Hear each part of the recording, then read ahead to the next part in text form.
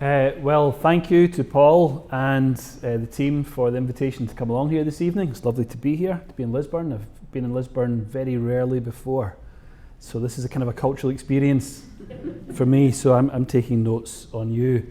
Now, I will say that I did forget to bring my watch, and given that this is an event in conjunction with the cathedral, I thought we could perhaps measure time in the usual, what I understand to be the usual Anglican way. So by the time you reach the third polo mint, if you could just let me know, and I'll try and wind up.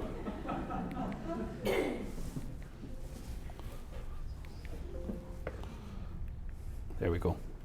Right, I'm going to speak tonight then for the next 45 minutes or so on this topic, what happened to Christian Ireland.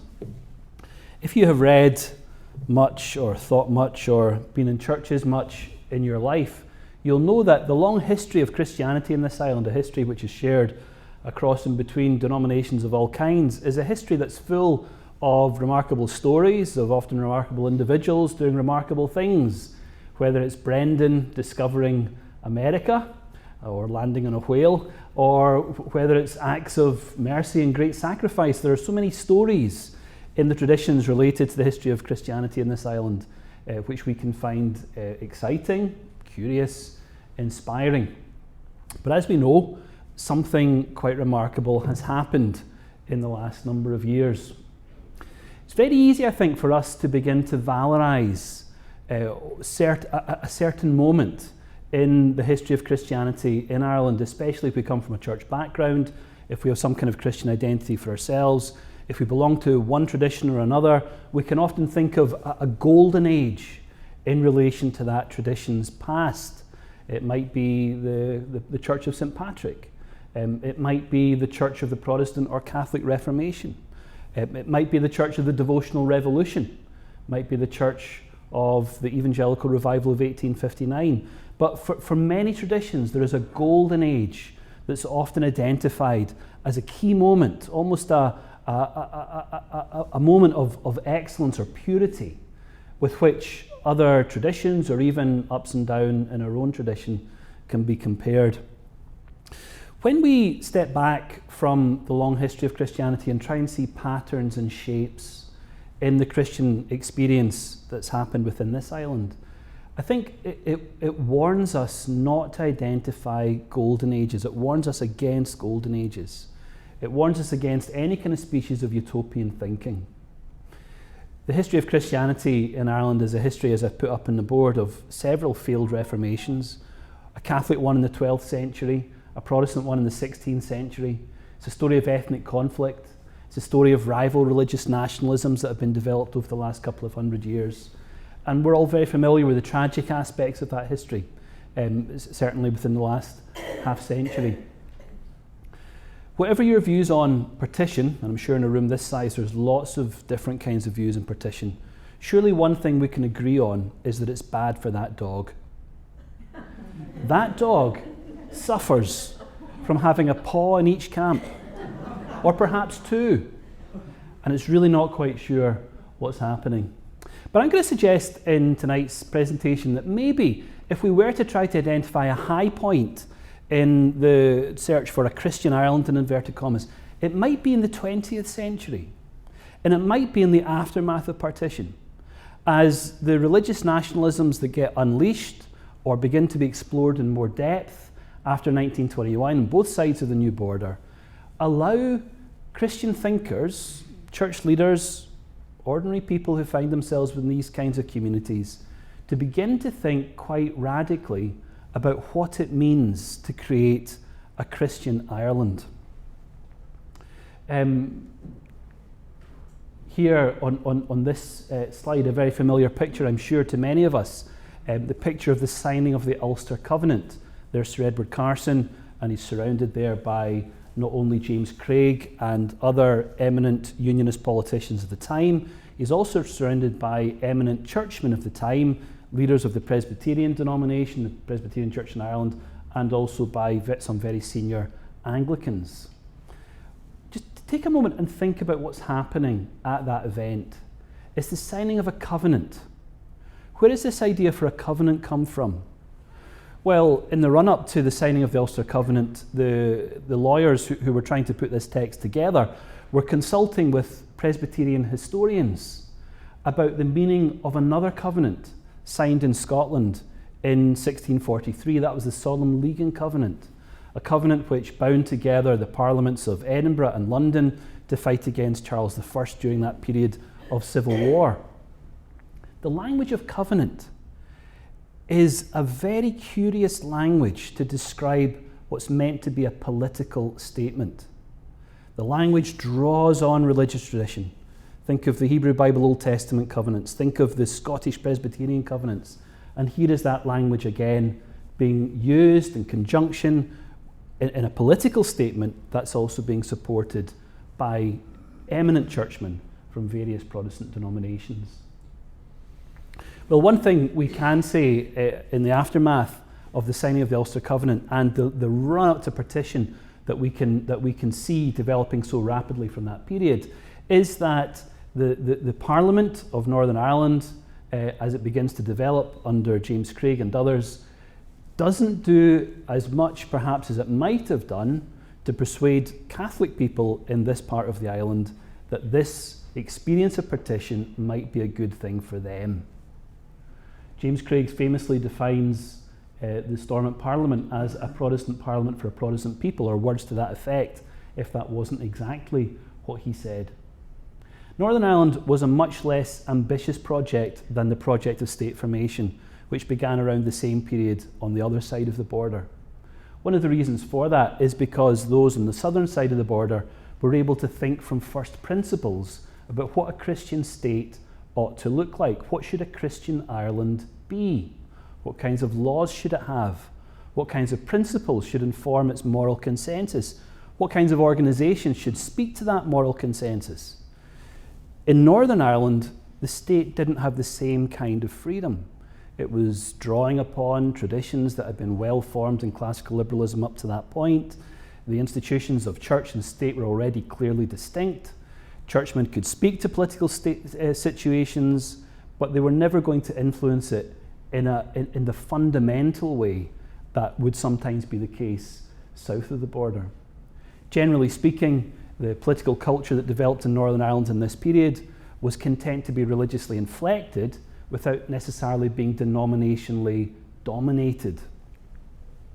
South of the border, things were different. And again, here is a picture that perhaps summarises or encapsulates some of the activity that was developing through that period. South of the border, in the 1920s and 30s, there was a much more ambitious attempt to create, from first principles, a Christian state. Politicians, churchmen, lobbying groups of various kinds were asking big questions. What does it mean to create a Christian Ireland? If we can now work from first principles to think about who we as a people want to be, recognising that we are overwhelmingly Catholic in piety and practice, then what kind of state will result from that? How should our faith, how should the institutions that support our faith shape the way that we think about what a country ought to be, what a people ought to be? And here you've got Sir John Lavery's painting, The Blessing of the Colours, and display in the Hugh Lane Gallery in London. And here is a member of the Irish Army bringing the colours and asking for the blessing in the Pro Cathedral in Dublin. Why did the Catholic Church gain such influence in the aftermath of the Irish Revolution? Well, in many ways, the Catholic Church and the GAA were perhaps the only two organisations that had any ability to pull together the conflicting parties to the civil war that had taken place in the 26 counties. The Catholic Church retained the allegiance of people on both sides of that civil war. It had buried people who had taken part in both sides of that civil war and could still speak to those two combating varieties of Republican aspiration that civil war represented. And because the Catholic Church had that ability to speak meaningfully to those two sides in the Civil War, it found itself as one of the very few organisations in a position to bring those two sides together and help them to think together about what the new state ought to be, what its aspirations should be, what its meaning should be as well. The Catholic Church, having not been involved in the Civil War conflict, found itself with the opportunity and perhaps the responsibility of helping the people involved in that conflict to think about what they together could build, what state building could achieve. Now, as that conversation about building a Christian Ireland began to develop, other kinds of organisations, other kinds of thinkers got in the act to put their agenda on the table as well. One of the really interesting things that develops south of the border, mainly, although a little bit up here as well, in the 1920s and 30s, are groups that are known together as Catholic action groups. These are groups that were strongly influenced by the social teaching of the Catholic Church as it had developed, in contradistinction both to free market capitalism and to communism from the 19th century through into the early 20th century. And in that context, these Catholic action groups, which represented variously communities of students, farmers, business people, and even my favourite example is, and Barry might help me with this, it's the Modest Dress and Deportment League, which organised marches of up to 12,000 people through Dublin in defence of lower hemlines. But this was one of many examples of Catholic action groups, many of which were extremely ambitious in trying to serve the people who are part of their community, whether it's students or mothers or farmers, but also trying to drive forward a certain way of thinking about morality and public morality, the morality that should be encoded within the state. Well, within those Catholic action groups, within that world of radical thinking about society and about the kind of society people wanted to live in, there was a couple of key thinkers, Father Denis Fahey, Father Edward Cahill, who wrote books variously, The Kingship of Christ, 1931, and Cahill's famous book, The Framework of a Christian State, in 1932. So these books are coming together very quickly in the aftermath of the formation of the new state south of the border, but they are also putting together in really remarkable detail, thinking with remarkable detail about what the implications of various papal encyclicals from the late 19th century forwards, what their significance really was going to be. So, for example, Edward Cahill's book, The Framework of a Christian State, asks questions about marriage.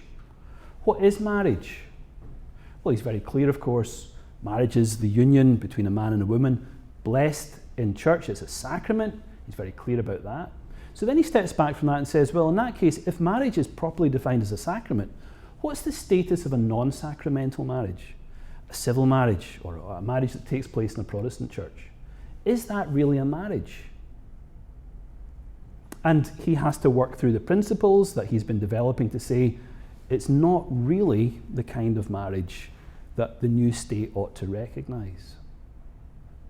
So when we talk about radical thinking in some of these Catholic action groups, that is the kind of radical thinking that's taking place. It really is first principles thinking.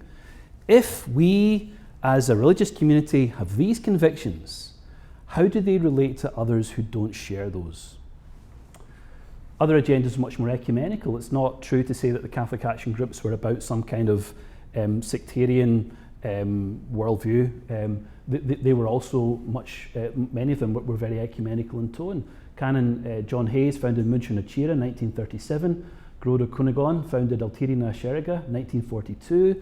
That is remarkably one of the very few Irish fascist groups, but perhaps also the fascist group in all of Europe that the highest placed Methodist. So if any Methodists are in the crowd tonight, there's something you can take away, perhaps share at your next Methodist dinner party. So the new state that develops south of the border is being influenced by lots of different ideas, all of them with different aspirations for different kinds of a Christian Ireland.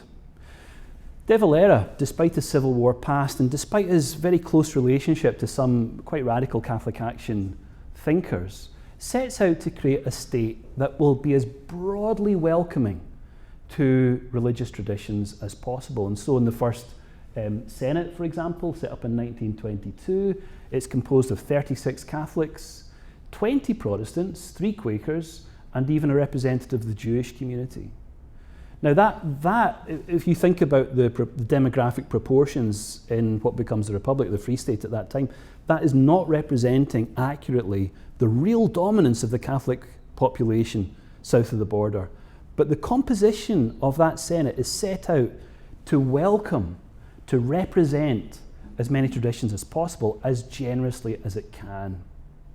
Now, that distribution of seats doesn't survive when the Senate moves to direct election, that's a nominated body, but nevertheless that nominated body certainly represents the kind of inclusivity that was driving certain very important strands in thinking about Christian statehood or Christian nationhood at that time. You could also point to the example of Douglas Hyde, the son of a Church of Ireland clergyman, of course famously appointed the first president of the Republic in 1938, or the first president of what becomes the Republic in 1938. But it's also important to see that there, alongside this drive towards inclusion, there is a drive towards exclusion, that both of those things are developing in tandem, side by side, and in parallel. The 1937 Constitution begins with a famous preamble which invokes the Holy Trinity as the source of all political authority, as and recognises the triune God as the one to whom all those who hold political authority will one day give account for what they have done with it.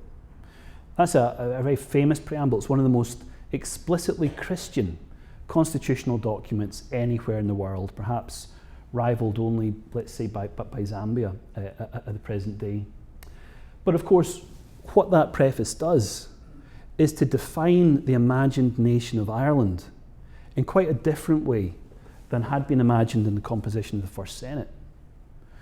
Because the Jewish representative who was included in the First Senate would not have been happy with the definition of nationhood that invokes the Holy Trinity as blessing, guiding and sustaining the people of Ireland through their long centuries up to that point.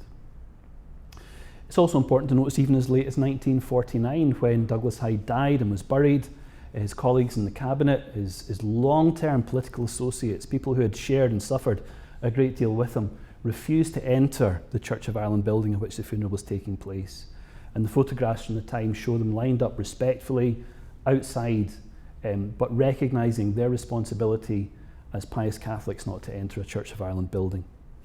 So what these early slides are about is trying to illustrate both the efforts to be as inclusive as possible, with also a strain of thought that retained certain kinds of exclusivity in the thinking of the new nation south of the border. So what's happening to Protestants south of the border then? Where do they fit into this Christian Ireland that develops in the 26 counties? Well, we know from census records that the population of Protestants declines and declines. In 1961, the Catholic population of the south reaches 95%. Protestants make up 5% of the population. That declines even further to 1991, when the Protestant population of the Republic is around about 3%. I've put there on the left-hand side of the screen a number of famous incidents, both outrages that take place, also curious episodes in which Protestant librarians, for example, in Mayo, a Protestant lady, a Trinity graduate in Mayo, was denied a job, turned down from a job on the basis that she as a Protestant couldn't be trusted to guard the purity of Catholic consciences. So there was these odd moments. There's also very odd moments when Protestants find themselves, often in rural areas, turned down from jobs and have their rights defended by the IRA. So once we begin to move into this world, it's not predictable. There's all kinds of things happening that perhaps don't quite make sense given what we think. De Valera famously, of course, imagines Ireland into being. A man of extraordinary imagination who, through his speeches, just compels the creation of the people that he describes. And there's an extract up on the screen from one of his most famous radio broadcasts, the Ireland That We Dream Of broadcast in 1943. And it's a really quite stunningly beautiful evocation of a rural, peaceful community, enjoying tranquility, trusting each other, a community in which children can run around, the romping of sturdy children, the contest of athletic youths, the laughter of happy maidens, firesides that are the forums of the wisdom of serene old age. And it's a really stunningly moving, if you're interested in that kind of thing, as I am, a stunningly moving description of what a people's life together can be. But it's poetry, it's rhetoric, it's moving, but it's rhetoric. It's stunning, but it's poetry. It's the poetry of politics. And of course, the reality that lies behind De Valera's powerful imagining into being of this Irish Christian nation is a language also of division, of exclusion, of poverty, massive deaths through tuberculosis that lead to the move away from completely private family doctoring in the mother and child scheme of 1950, with all of the controversy that erupts in the aftermath of that about socialised medical care and how socialised medical care could cut away at the rights of families, the rights of parents, and also at the oversight of the church looking after the morals of the people. And if any of you have read Paul Smith's book, The Countrywoman, 1961, a book that was banned upon publication, a book that will move you to tears when it describes the terrible situations in which women could find themselves unable to escape from and trying to work through. So, Christian Ireland, I'm trying to make the case that in the long history of Christianity on this island, perhaps while there is no golden age, perhaps the moment at which Christianity, sociologically speaking, when the Christian churches, the Christian denominations have their greatest moment of power is really in the middle and end of the 20th century. And of course here, this picture, the visit of Pope John Paul II to Ireland in 1979, in many respects encapsulates the power that churches had at that time to speak to vast numbers of people. When Pope John Paul II arrives in Ireland in 1979, he is met by approximately 2.5 million people who turn out to see him.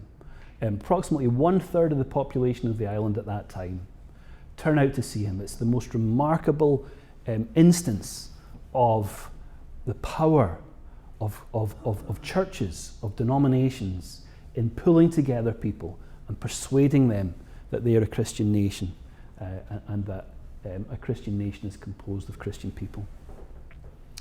But there's a lot going on beneath the surface, even in 1979. And some of those tremors we can begin to trace in the aftermath of the papal visit of that year. The papal visit inspired attempts by some groups of Catholics in the Republic to copper fasten the influence of the church in public life. And it's in the aftermath of the papal visit that we see the first abortion referendum in 1983, which guarantees the equal right to life of mother and child. A referendum that really shows for the first time, I think, the divisions that are beginning to appear, the cracks between, let's say, rural Ireland and the much more pro-abortion kind of thinking that's taking place in the cities. That leads, in the words of one journalist who wrote about it at the time, to the second partitioning of Ireland, a partitioning that happens within the Republic between rural and urban districts that begins to become clear at that point. The first divorce referendum, 1986, again, the influence of Catholic teaching swung the day, but with a reduced majority. And as we begin to trace those referenda through this period, we begin to see that the majority voting in favour of traditional teaching is decreasing each time. The majority is getting lower and slimmer. But at the same time, we begin to get a movement away from that, a reaction against that, which is represented in 1993 in the decriminalisation of homosexual activity, in the Criminal Law Sexual Offences Act, the second divorce referendum of 1995, the equal marriage referendum of 2015, and of course the second abortion referendum just a few years ago. And all of that reaction against the status and power, really, and influence of the church in the life of the Republic, developing in the context of those horrific revelations about clerical abuse that we are sadly too aware of. And so no great surprise then that when Pope Francis comes in 2018, he's met with very different kind of crowds than the crowds that met Pope John Paul II in 1979. Those two pictures are of the same location, Phoenix Park in Dublin, and yet you will see there how few people there are wandering around in pens that were really designed for huge crowds.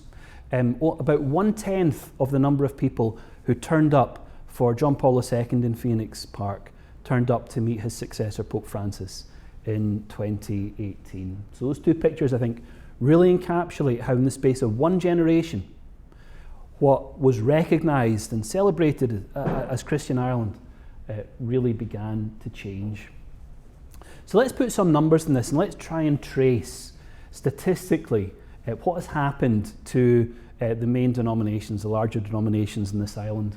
This is Northern Ireland. These statistics are from 1968 to 2012, and then in the bottom left-hand side of the screen, I've added some dates from the last census results that have just come out from the 2022 census. And what do we see? We see the Catholic population is broadly stable down to the present day, round about 41%, sometimes dipping, sometimes climbing, but always round about 41, 42%. That seems to be more or less what the statistics are showing. We're seeing the Protestant churches declining rapidly in terms of adherence. The Presbyterian population having from 28% in 1968 down to 15% in 2012. That seems now more or less to have stabilised. In the last 10 years, statistics are indicating they still represent about 16% of the Northern Ireland population. The Church of Ireland population declining from 22% down to 11% at the present day, so that's an exact half. And if you compare the 2022 results to the 2012 results, you see the Anglican population continuing to erode, whereas the Presbyterian and Catholic populations are more or less stable. The big message really from those statistical tables is the growth of a category called no religion. It grows from more or less 0 in 1968 to 15% in 2012. By 2022, those who define themselves as having no religion now representing 17% of the population of Northern Ireland. So, what does it look like south of the border? Again, these statistics are from the Central Statistic Office in the Republic. And as you look at that graph, it's put out in a different way, but just take a look at it. The third box along shows you the growth of the state. To the left of that, you see both the Catholic population and the Methodist population, which are growing, but not as fast as the general population of the state is growing, which means, in relative terms, they're declining in size. Moving along, you can trace much faster rates of growth in the Orthodox churches, which are growing fastest, but represent only 1.3% of the population. The Church of Ireland is growing. Other Christians, that category is growing. 2.7% growth in the Republic during that period, 1991 to 2016. The other religions category is growing. Of course, the impact there, I suppose, mostly of immigration, up to 3.9% of the population. But look how fast some of those categories are replicating at the right-hand side of that scale. And again, the big success story of that graph is the growth of the nuns, not religious sisters, the people who report no belief. The nuns, not the nuns in the run, the other nuns, where the nuns are growing and now represent 10% of the population in the Republic, 17% of the population in Northern Ireland. So where are these nuns in Northern Ireland? Well, this map I've lifted from Wikipedia, so just in case anyone says, that's from Wikipedia, it is from Wikipedia. It's from Wikipedia. And it plots, it's a really great map because it plots the nuns, the no religion people in 2012. And there's only 2% of difference between the two, right? So that's more or less what we're looking at. What do you notice? Just as you look at that map, what do you notice about where people with no religion are placed? What kind of constituencies, political constituencies, are they coming from? It tends to be unionist, broadly speaking, tends to be unionist constituencies where people are describing themselves as having no religion. That's very interesting. I think if I was a unionist politician, which I have no interest in being, that would be something I'd be thinking about. So the growth of non-belief is primarily impacting Protestant denominations.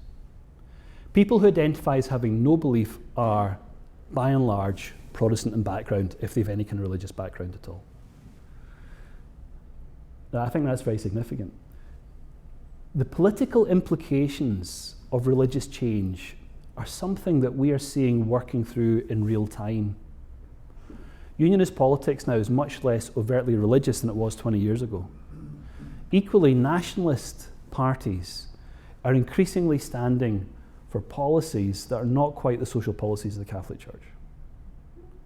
So there's a mismatch now. Well, there has been for some time, but there's a very clear mismatch now between the way in which religious identities are working, religious expectations are working, and political options are being offered. And that's a very curious thing to observe. So let's think then again about the Republic. How is this then impacting the situation down south? Well, in the last census, 2016, 78% of the population of the Republic still identified as Catholic. 78%. That's down a lot. 1961 was 95%, but 78% is still incredibly high. And that's worth thinking about too. It seems as if Ireland might be becoming more European, where religious identity still matters to people, their Catholicness, if you like, still matters to them, but it doesn't. But that Catholicness, if you like, doesn't necessarily define how they think about, let's say, marriage, or let's say abortion. There's other kinds of factors that influence how they might think about those kinds of issues. So, sociologists often talk about the phenomenon of people who believe but don't belong. So they've got some kind of religious idea, but they never go to church. Maybe in Ireland it's slightly different. Maybe people belong but don't believe. Or maybe they do believe, but they do it in their own terms. Maybe they're interested in identity rather than practice, or maybe they're interested in identity while developing other forms of practice. It's really hard to know. And I think one of the things that makes this kind of analysis especially difficult is that, you might not have noticed it, in one of the last referenda in the Republic, there was a referenda on the blasphemy laws. Should the blasphemy laws be scrapped? No churches were defending the blasphemy laws. But when that was put to the population as part of the referendum, over 500,000 people voted to retain the existing blasphemy laws, including 48% of voters in Donegal. So who are these people who are voting for traditionalist views of the relationship between church and state, who have no one speaking for them, no one saying, I am here to lead you, no church speaking for them, no religious leader, no political leader speaking for them? Who are they? I don't think anyone's actually sat down to do the analysis of who that more than 500,000 people were voting to retain the blasphemy laws. Well, Paul mentioned COVID earlier on, and of course, one of the things that COVID has really done is to hit hard religious practice in terms of church attendance on both sides of the border and across, as far as I'm aware, all religious communities, all denominational traditions. One of the things, of course, that COVID did was to help us see the state claiming and exercising control over the church. In the Republic, that was an especially interesting thing to observe. When baptisms were forbidden, an extraordinary move for a government to make, given Catholic claims of what happens in baptism as a sacrament of regeneration. It's an extraordinary thing, if you believe that, to allow the church to say that shouldn't take place. However, interesting also to notice in the government's response to churches and COVID, different kinds of responses on both sides of the border. In the south, an almost, I don't know if this has been recorded, so I can't say draconian, almost, but I can't say draconian response, simply shutting things down. Stormont took a much more interesting approach, inviting churches to do what Stormont wanted to do, which of course in the main they did. You're going to have another speaker in this series, Ronan McGreevy. You can ask him about this story. He wrote it for the Irish Times. Ronan will be here, I think, in a couple of months, a couple of weeks, to speak to it. But I mean, just look at that headline: Gardaí set checkpoints to your church as priest says Mass in breach of COVID rules. When was the last time Mass was illegal in Ireland? Interesting to think about. So, in some ways, the COVID lockdown really symbolised the power that churches were claiming over, or that the states on both sides of the border were claiming over churches. And curious also to see how churches responded to that. Undoubtedly, weekly church attendance has been affected by this. The Ona Institute in Dublin produced a report just after COVID that tried to work out what the implication was for weekly mass attendance in the aftermath of lockdowns. And the results were really quite staggering. They reckoned that before the pandemic, 27% of Irish Catholics regularly attended Mass, but they reckoned that only 36% of that number, so only 10% of Catholics overall in the South, were continuing to attend weekly Mass or regular Mass in the aftermath of COVID. Put that alongside the decline in vocations that we've seen, declines of vocations to priesthood that we've seen over the last, 20 years or so. But there's another story from the Irish Times last year. 9 men take the first step towards priesthood in Ireland this autumn, a larger figure than had been reported in previous years.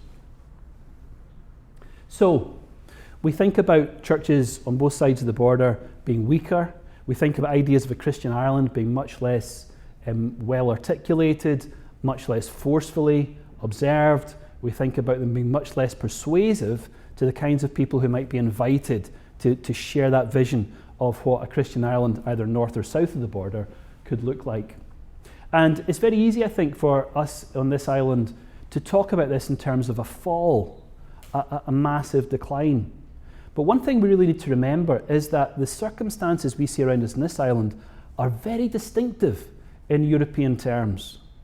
Whether we are thinking about the collapse in church attendance, mass attendance, whether we're thinking about declining identification with religious denominations, we are still in a situation in this island where people report themselves to be religious in much greater frequency than they do, for example, in the rest of the United Kingdom.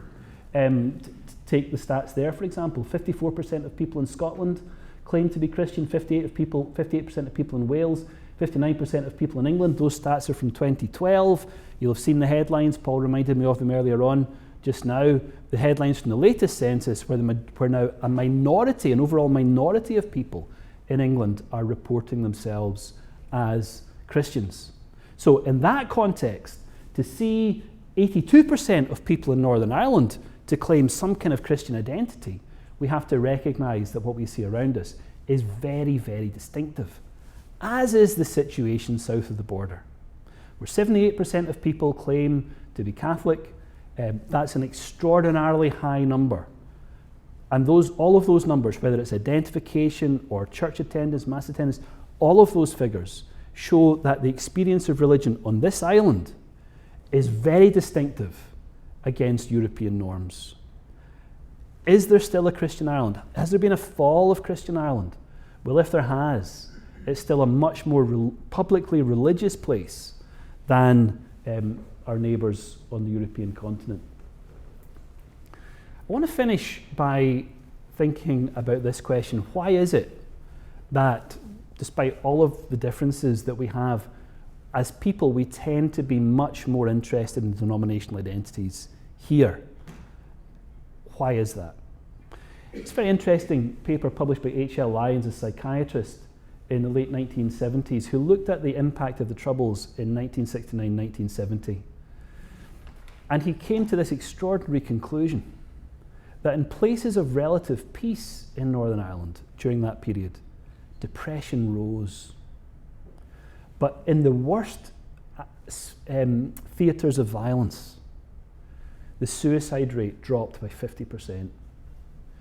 There was a very strange relationship between the sectarian violence that we have thankfully escaped from by and large, and there was, but which brought psychological benefits.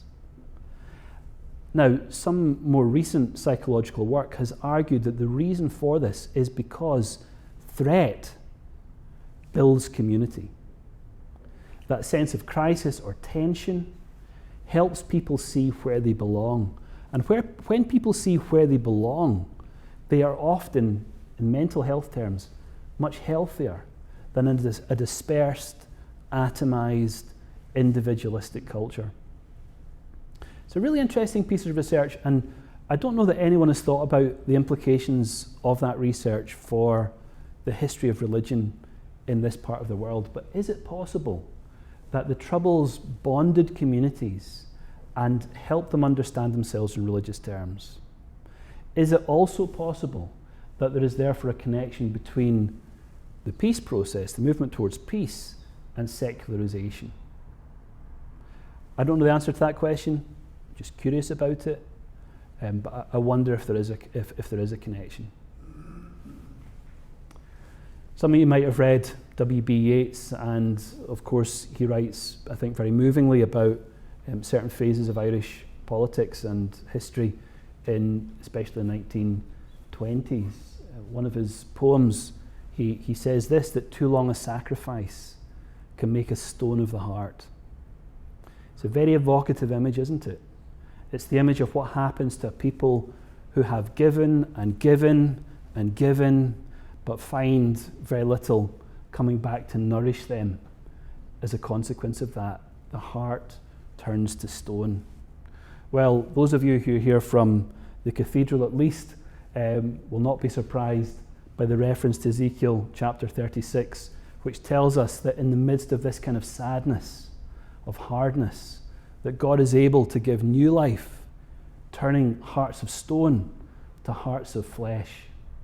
So those of you who are here celebrating 400 years of Christ Church, Lisburn, whether it's the one down the road or the one up here, the cathedral, here is an opportunity perhaps to think not so much about the terrible things, the difficult things that have happened in the past, so much as the potential of a God who says to us, his intention is to make all things new. I'll stop there, and I think we're going to have questions.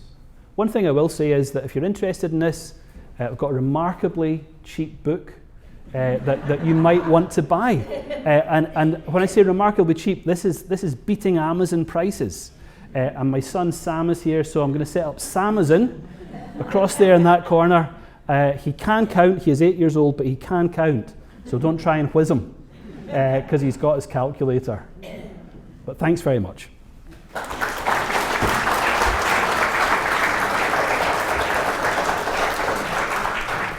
I'm just reminded that when London was being bombed relentlessly by the Germans, you had what they called the Blitz spirit.